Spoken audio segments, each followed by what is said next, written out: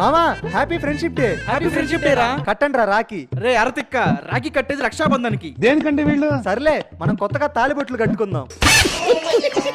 ప్రతి friendship day కి మనం ఏం చేస్తాం రా? మందేస్తాం. అందుకే ఈసారి కొత్తగా ప్లాన్ చేశా. హుసేన్ సాగర్ లో ఈత కొట్టిస్తావా ఏంటి?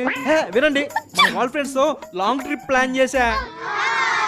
ఏమైందిరా డల్ గా ఉన్నావు? ఒరేయ్, నాకు బాయ్స్ లో ఫ్రెండ్సే తక్కువ, ఇక గర్ల్ ఫ్రెండ్ ఎక్కడ తేవాలా? ఆన్లైన్ లో చాలా మందితో చిట్ చాట్ చేస్తావు కదరా, ఒక్కరు కూడా దేకలేదా? లేదు మావా.